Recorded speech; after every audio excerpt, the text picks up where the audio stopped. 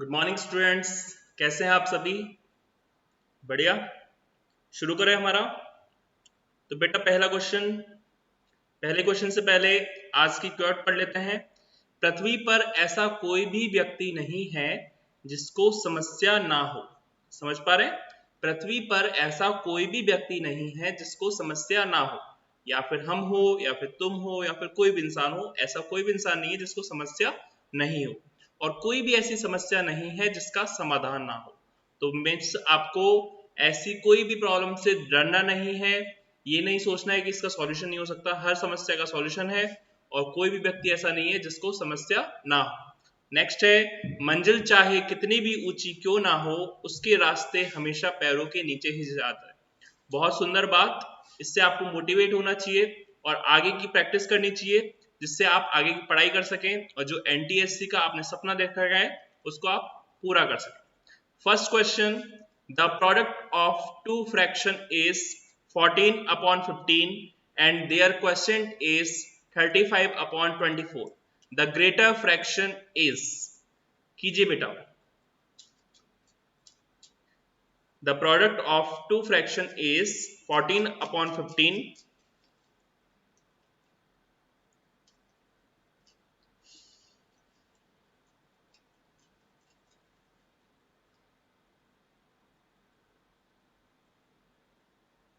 आया किसी का?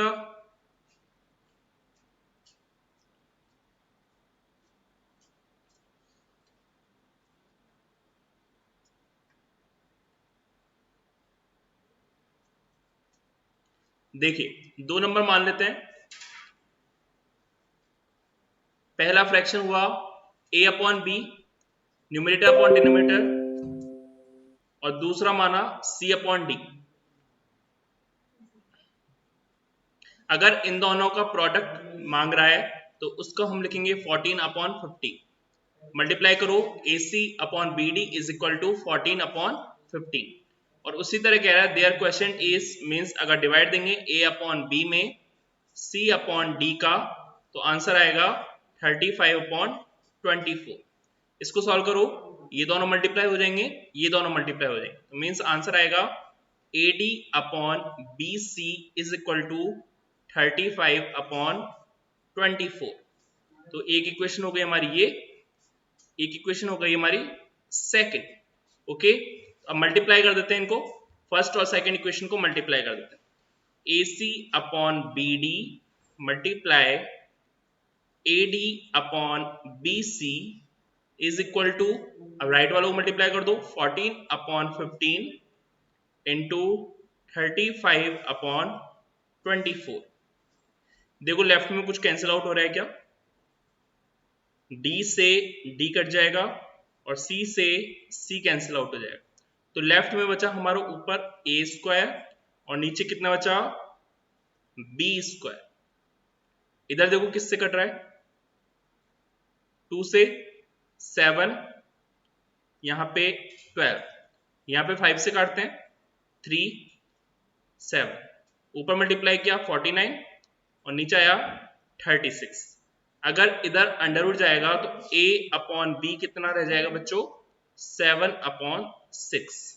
ये आया हमारा a अपॉन b 7 अपॉन 6। अगर मैं इसमें वैल्यू पुट करूं, वैल्यू पुट कर देते हैं, 7 upon 6 into c upon d is equal to 14 upon 15। c upon d की वैल्यू निकालूंगा तो 14 upon 15 as it is, into 6 ऊपर 7 नीचे, कैंसिल आउट करो, 7 से 14 गया 2 बार और 2 से काटा 5, 3, 3 से काटो, 3 5 जा 15, 3 2 जा 6, 4 अपॉन 5। तो हमारा पहला फ्रैक्शन आ गया ये, और दूसरा फ्रैक्शन आ गया ये 7 अपॉन 6 और 4 अपॉन 5। देखिए कौन सा बड़ा है इसमें। अगर आप डिवाइड दोगे तो इसमें वैल्यू 1 से बड़ी आएगी और इसमें वैल्यू 1 से छोटी आएगी। तो हमारा आंसर हो गया बेटा 7 अपॉन 6। ढूंढो 7 अपॉन 6 कहां पर है? सेकेंड ऑप्शन सही गया आपका। Second question, the cost of an article are ₹75. The cost was first increased by 20% and later on it was reduced by 20%.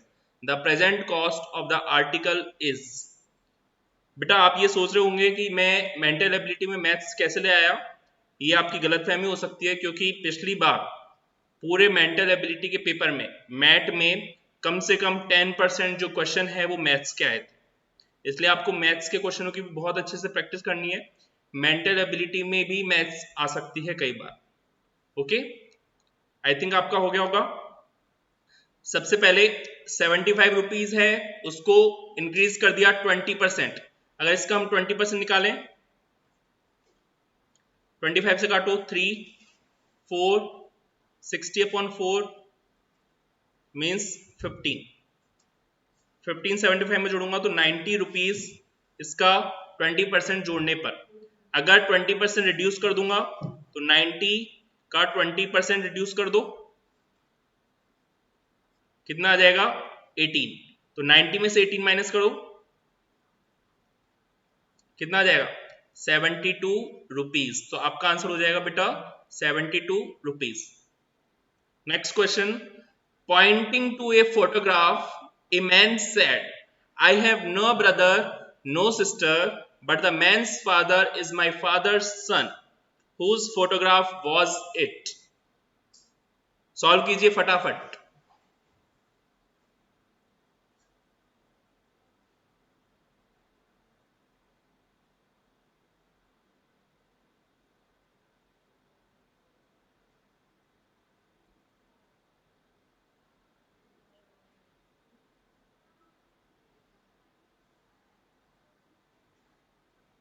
देखिए, I have no brother no sister, ये कह दिया उसने, मीन्स वो इकलौता है।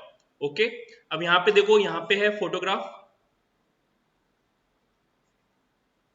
और यहां पे वो जो स्पीकर है बोलने वाला वो। फर्स्ट है मैंस फादर इज, मीन्स यहां पे फादर, तो इसके पिताजी पापा। और हम बात करें इसके बाद, तो पहला आया फादर्स, देन उसके बाद आया सन। तो पहला आया फादर्स मीन्स पापा, और फिर उसके बाद आया सन मीन्स पापा का बेटा। अब पापा का बेटा बेटा ताऊजी भी हो सकते हैं, चाचा जी भी हो सकते हैं, लेकिन वो बोल रहा है मेरे कोई भाई भी नहीं है, तो मीन्स वो खुद हुआ, हुआ या नहीं हुआ। अगर वो कह रहा है कि ना मेरा भाई है ना मेरे बहन है, और हम कह रहे हैं कि उसके पिताजी का बेटा कौन होगा, तो वो खुद होगा या नहीं होगा।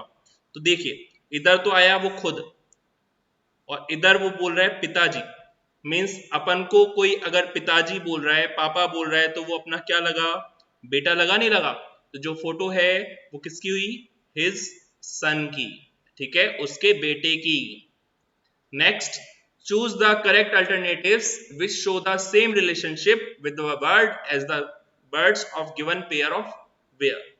स्वॉर्ड स्लॉटर, इन दोनों का रिलेशन है, तो ऑगर और नेक्स्ट किसका रिलेशन होगा, डिग, curve, bore, grind.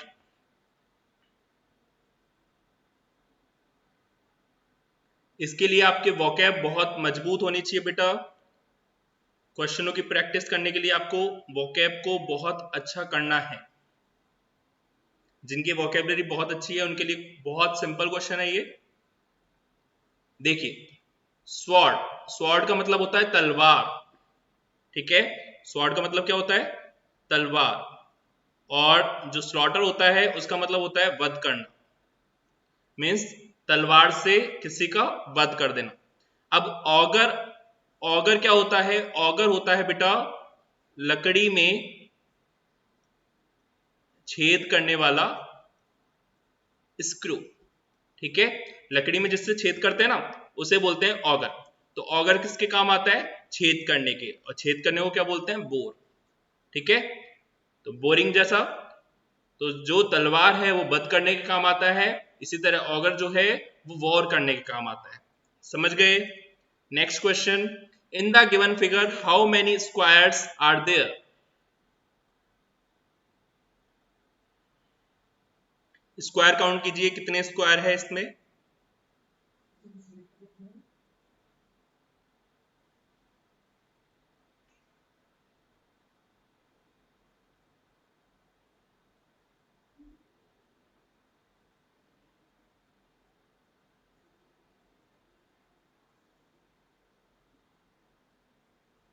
I think आपको आ गया होगा। अगर मैं काउंट करता हूँ यहाँ पे 1 2 3 4, अगर मैं इधर लेता हूँ 1 2 3 4, अगर यहाँ पे भी ये 4 रो है 4 कॉलम है, इस तरीके टाइप का क्या करता था तरीका, 1 square plus 2 square plus 3 square और प्लस 4 स्क्वायर। 1 का स्क्वायर कितना हुआ 1, 2 का स्क्वायर 4, 3 का स्क्वायर 9 और 14, 4 का स्क्वायर 16। टोटल करो 5 और 9 14, 14 और 16 30। तो हमारा आंसर हो गया बेटा 30। Insert the missing number 526 1, 984 3, 11 question mark 5।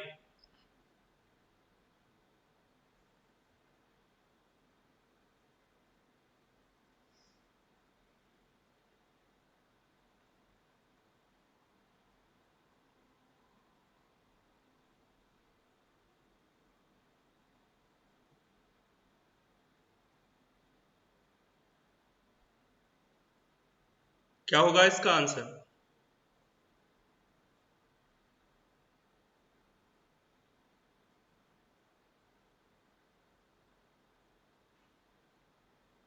अगर इधर देखें, पहले वाले का स्क्वायर 5 का स्क्वायर और इधर कर दें +1, 5 का स्क्वायर हुआ 25, +1 कर देंगे कितना आ जाएगा बच्चों 26।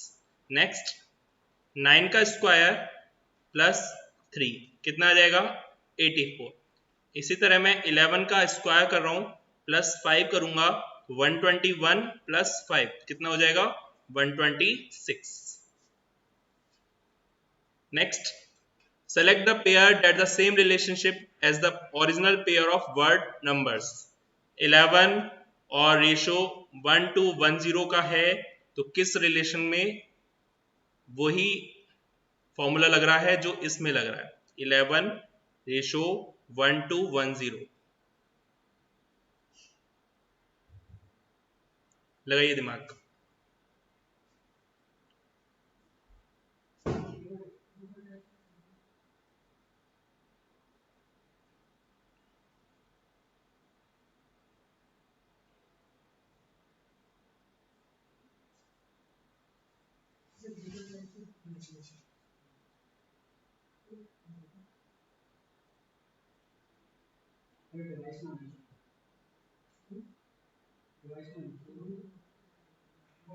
बेटा देखिए 11 का 1:10 कैसा आया।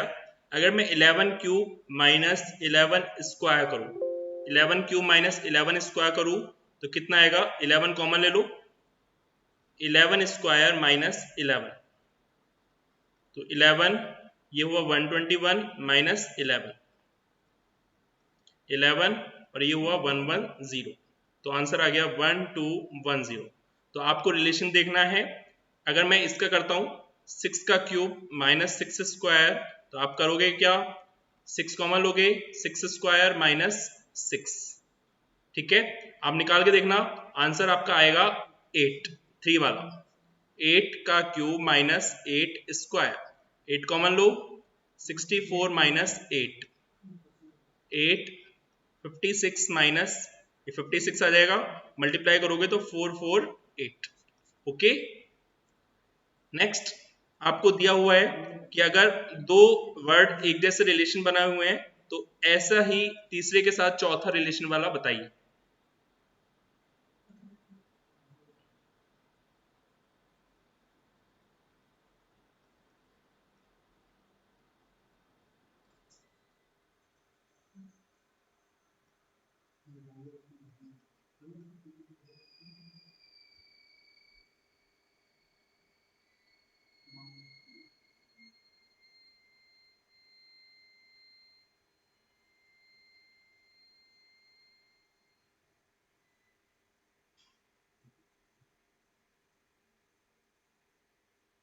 ए का होता है 1, डी का होता है 4, जी का होता है 7, के का होता है 11, एन का 14 और क्यू का 17। बेटो देखो इसमें +3 हो रहा है, इसमें +3 हो रहा है, अगर इन दोनों में देखो तो +4 हो रहा है, देन +3 और देन +3। तो देखो अगर आपस में देखो तो प्लस प्लस 3 हो रहा है, लेकिन अगर एक से वर्ड से दूसरे वर्ड की तरफ जाना पड़ रहा है तो प्लस 4 करना पड़ रहा है। बी और ई, बी का होता है 2, ई का होता है 5, प्लस 3 किया, एच का होता है 8, वापस से प्लस 3 करूंगा, 8 में प्लस 4 करना पड़ेगा 12, 12 किसका होता है एल, उसमें प्लस 3 करूंगा 15, 15 किसका होता है ओ का, और 15 में 3 किया 18, 18 किसका होता है बेटा आर का, L O R. Next, London is related by या फिर return as M P O E P O, what is C P N C B Z?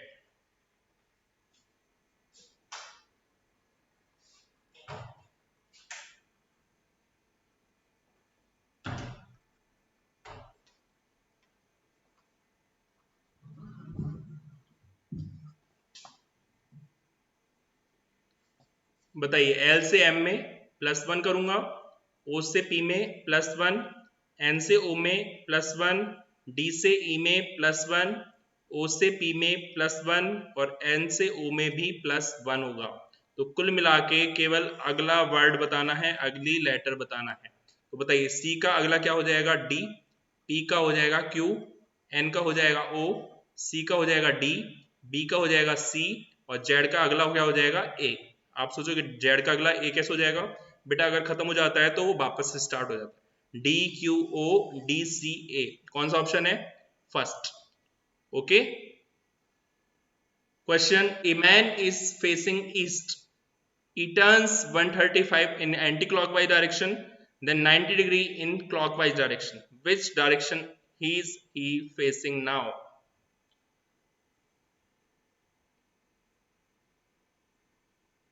आना चाहिए सभी को, गलत किसी का नहीं जाएगा।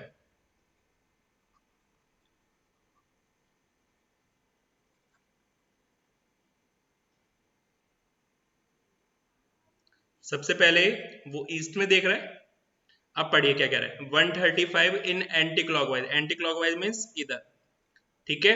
तो 135 कैसे होगा, 90 तो इधर और ये 135, 45 और, ठीक है, ये हो गया। अब वो कह रहा है 90 डिग्री इन क्लॉकवाइज मीन्स अब वो 90 डिग्री करेगा, तो बेटा 45 तो ये हो गया और 45 इधर हो गया, तो ये कौन सी डायरेक्शन आ गई बेटा, बताइए कौन सी डायरेक्शन है ये, नॉर्थ ईस्ट। तो नॉर्थ ईस्ट कौन सा ऑप्शन है, फर्स्ट। ठीक है, कमेंट करके बताइए कितना सही गया आपका। थैंक यू बच्चों।